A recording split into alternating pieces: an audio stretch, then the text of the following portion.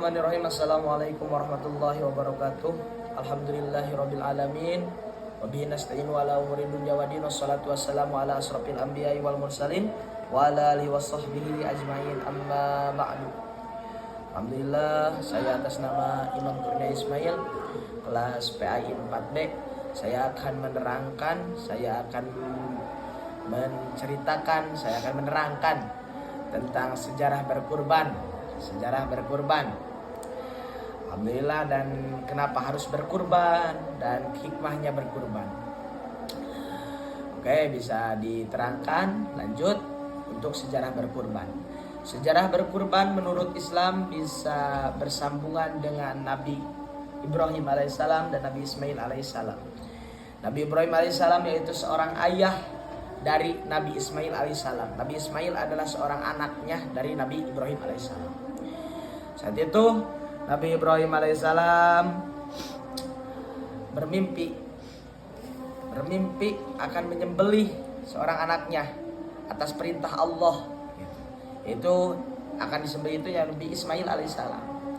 Jadi saking mentakwanya Nabi Ibrahim alaihissalam kepada Allah, dia bermimpi bahwasanya Allah itu memerintahkan bahwasanya harus menyembelih anaknya. Itu ada dalam surah As-Saffat ayat 100 sampai ayat 101 atau 102. Yang berbunyi ayat 102.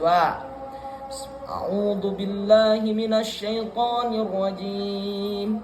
Bismillahirrahmanirrahim. Falamma balagha ma'ahu as-sa'ya qala ya bunayya أرى في المنام أني أذبحك فانظر ماذا ترى قال يا أبت افعل ما تؤمر ستجدني إن شاء الله من الصابرين. Shadaqallahul azim. Yang artinya, maka ketika anak itu sampai pada umur, yaitu anaknya itu Nabi Ismail alaihissalam, sanggup berusaha bersamanya. Dan Nabi Ibrahim berkata, wahai anakku, sesungguhnya aku bermimpi bahwa aku menyembelihmu. Nabi Ibrahim alaihissalam seorang ayahnya berkata, wahai anakku, bahwasanya contohnya gini, ayah saat malam bermimpi bahwasanya ayah itu akan menyembelih anakku, yaitu Nabi Ismail alaihissalam. Maka pikirkanlah bagaimana pendapatmu dan bertanya, berpikirlah gimana pendapatmu kepada Nabi Ismail alaihissalam. Dan Nabi Ismail alaihissalam dia menjawab, wahai ayahku, lakukanlah apa yang diperintahkan Allah kepadamu. Jadi Nabi Ismail alaihissalam sudah pikirkan aja, udah aja sembelih gitu, hakikatnya gitu. Insya Allah engkau akan mendapatkan termasuk orang yang sabar. Kata Nabi Ismail gitu, wahai anakku, wahai ayahku, lakukanlah apa yang diperintahkan Allah kepadamu. Insya Allah engkau akan mendapatkan termasuk orang yang sabar. Itu yang disebut sejarah. Jadi Nabi Ibrahim alaihissalam bermimpi akan menyembelih anaknya, dan langsung bertanya ke Nabi Ismail, wahai anakku, bahwasanya Nabi Ibrahim alaihissalam bermimpi bahwasanya aku akan menyembelihmu, maka pikirkanlah, kata Nabi Ibrahim alaihissalam. Tapi kata Nabi Ismail alaihissalam berjawab, wahai ayahku, lakukanlah apa yang diperintahkan Allah kepadamu. Karena bermimpinya Nabi Ibrahim alaihissalam dengan Allah subhanahu wa ta'ala gitu.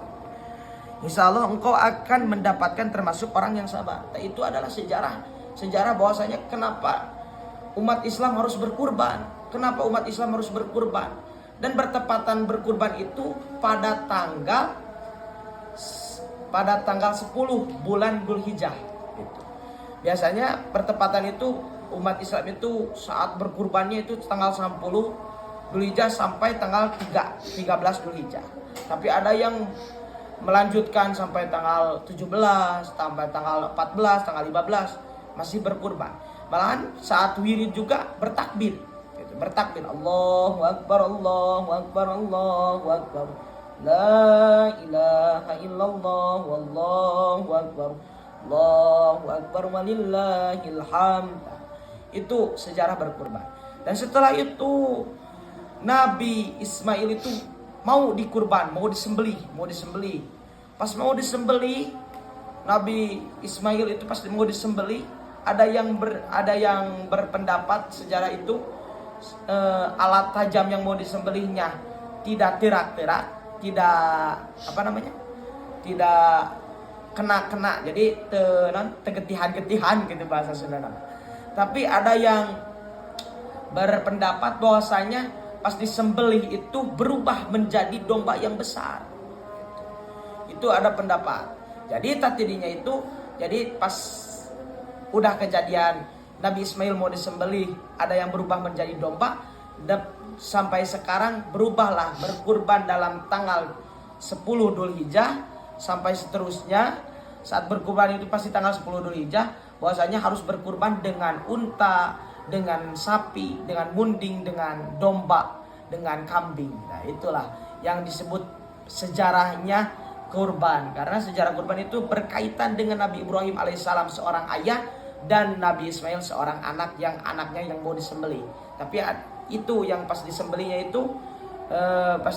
itu ada yang bilang alat tajamnya tidak terak-terak, tidak kena-kena, dan ada yang berpendapat bahwasanya pas dikurbankan berubah menjadi Nabi Ismail pas mau disembelih berubah menjadi domba yang besar. Itulah yang disebut berkurban. Itulah yang disebut berkurban dalam Islam, menurut Islam. Sejarah kurban dalam kesimpulan adalah simbol pengorbanan, keikhlasan, dan ketaatan. Pengorbanan, harta yang punya hartanya. Keikhlasan, harta yang diikhlaskannya. Dan ketaatan kepada Gusti Allah Subhanahu wa Ta'ala. Dimulai dari ketaatan Nabi Ibrahim dan Ismail. Itu Nabi Ibrahim dan Ismail ketaatan kepada Allah. Ibadah ini kemudian disyariatkan dalam Islam sebagai bagian dari ibadah tahunan yang sangat dilanjutkan bagi yang mampu. Iya. Jadi berkurban itu harus yang mampu, yang mempunyai harta yang banyak. Kalau tidak mampu ya gak apa-apa. Karena untuknya kesimpulannya yaitu sejarah kurban itu adalah simbol pengorbanan, keikhlasan, dan ketaatan. Gitu. Ibadah tahunan jadi dalam syariat, dalam Islam sebagai bagian dari ibadah tahunan yang sangat dianjurkan bagi yang mampu. Jadi menjadikan ibadah lah tiap 10 Dzulhijjah yang mempunyai harta menjadi ibadah bisa berkurban. Ya. Itulah yang disebut sejarah berkurban. Ya, tos. Dan yang kedua, mengapa harus berkurban? Itu pertanyaan yang sangat mendalam karena menyentuh hakikat. Ya. Karena mengapa harus berkurban? Ada yang bertanya gitu. Yaitu karena ibadah, yang kesatu ibadah, yang kedua pengorbanan dan hubungan manusia dengan Allah Subhanahu wa Ta'ala dan sesama. Ya. Yang kesatu mengapa harus berkurban? Karena ibadah atau pengorbanan. Karena perintah Allah Subhanahu wa Ta'ala. Yang kesatu karena perintah Allah. Karena Allah memerintahkan dalam surah Al-Kautsar ayat 2, "Fasholli lirabbika wanhar," maka dirikanlah salat karena Tuhanmu, dirikanlah salat ibadah karena Tuhanmu, dan berkurbanlah. Itu perintah Allah. Berkurban itu perintah Allah. Nah, karena mengapa sih harus berkurban? Karena yang kesatu karena perintah Allah Subhanahu wa Ta'ala. Kita kalau mempunyai harta yang besar, berkurbanlah. Yang kedua, mendeladani Nabi Ibrahim dan Nabi Ismail alaihissalam. Mendeladani sejarahnya, yang mempunyai sejarahnya berkurban itu Nabi Ibrahim dan Nabi Ismail alaihissalam. Yang ketiga, bentuk rasa syukur atas nikmat Allah. Yang mempunyai rasa syukur, oh kita udah setahun punya harta banyak, kita harus berkurban. Itu sebagian dari ibadah. Yang keempat yaitu mendekatkan diri kepada Allah, taqarrub ila Allah.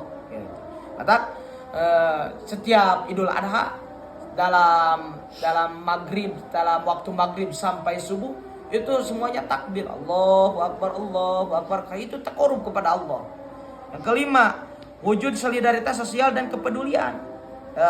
Karena kepedulian kita membagikan daging kepada fakir miskin dan orang yang membutuhkan, itu sebagian kesolidaritasan kita. Tetangga dikasih daging karena bisa mencicipi daging sapi, daging domba, daging munding, daging kambing. Itu sebuah solidaritas sosial dan kepedulian. Dan keenam, pembersih harta dan jiwa. Jadi kesimpulannya gitu, kita harus berkurban bukan semata karena aturan, tetapi karena itu yang kesatu itu karena perintah Allah, yang kedua itu bentuk syukur dan takwa, yang ketiga itu mendeladani Nabi Ibrahim, yang keempat itu memberi manfaat kepada orang lain, yang kelima itu mendidik jiwa untuk rela berkorban dan berbagi. Itulah mengapa harus berkurban. Ada yang pertanyaan gitu, mengapa harus berkurban? Itu jawabannya. Dan yang terakhir yaitu hikmahnya berkurban. Hikmahnya berkurban bukan hanya menyembelih hewan, ia syarat makna dan nilai spiritual. Yaitu hikmah-hikmah berkurban dalam Islam, baik secara ibadah kepada Allah maupun kepedulian sosial. Yang kesatu, hikmahnya menanamkan ketaatan kepada Allah. Iya, yang tadi dalam surah Al-Kautsar, "Fasholli li rabbika wanhar." Beribadahlah kepada Tuhanmu. Siapa Tuhanmu? Allah. Dan berkurbanlah. Kita mentaati perintahnya. Dan yang kedua, mendekatkan diri kepada Allah. Ya, takbiran. Allah, takarub kepada Allah. Allahu Akbar, Allah. Mengingat dosa. Takarub kita, mendekatkan kepada Allah. Dan ketiga, melatih keikhlasan dan pengorbanan. Itu kurban untuk melatih kita untuk mengikhlas memberi sesuatu yang berharga, harta atau hewan. Dan kita siap berkorban demi ridho Allah, tidak terkait pada dunia dan materi. Itu kan karena adanya berkurban itu menjadi hikmahnya atau hikmahnya berkurban. Yang keempat, meningkatkan kepedulian sosial. Tetangga kita yang belum pernah memakan daging sapi kekasih, dan fakir miskin yang belum merasakan daging sapi itu kekasih oleh yang orang yang berkurban. Itulah yang kelima, pembersih jiwa dan harta dari sifat bakhil, pelit, bakhil itu, dan jiwa dari ego dan cinta dunia. Itu adanya untuk membersihkan kita, untuk membersihkan jiwa itu dengan kurban. Karena harta dari sifat bakhil dan jiwa dari ego dan cinta dunia. Yang keenam, pendidikan spiritual bagi anak dan keluarga. Menjadikan contoh kepada anak dan keluarga bahwa berkurban itu sejarahnya dari Nabi Ibrahim alaihissalam, Nabi Ismail alaihissalam. Yang ketujuh, menyadarkan hakikat kehidupan. Maksudnya, kurban menyadarkan kita bahwa dunia ini hanya sementara. Yang keduanya, harta hanyalah titipan. Harta itu hanyalah titipan, tidak akan dibawa ke kuburan, tidak akan dibawa ke alam mahsyar, tidak akan dibawa ke jembatan Shiratal Mustaqim. Harta titipan bagi dunia. Yang ketiganya yang akan dinilai kelak adalah amal dan keikhlasan. Jadi gitu. Jadi itulah kesimpulan hikmah berkurban. Itu bisa disebutkan tadi aspeknya. Hikmah spiritual meningkatkan takwa, ikhlas dan taat kepada Allah, membantu sesama, mempererat ukhuwah sosialnya, psikologisnya, melatih kepekaan rela berkorban, dan edukatifnya menjadi sarana belajar bagi keluarga dan anak-anak. Itu kesimpulan hikmah berkurban. Itu aspeknya hikmah. Aspeknya yaitu hikmah berkurban. Yang spiritualnya meningkatkan takwa, ikhlas dan taat kepada Allah. Yang kedua sosial, membantu sesama, mempererat ukhuwah. Psikologisnya yaitu melatih kepekaan rela berkorban. Dan edukatif menjadi sarana belajar bagi keluarga dan anak-anak. Itulah hikmahnya berkurban.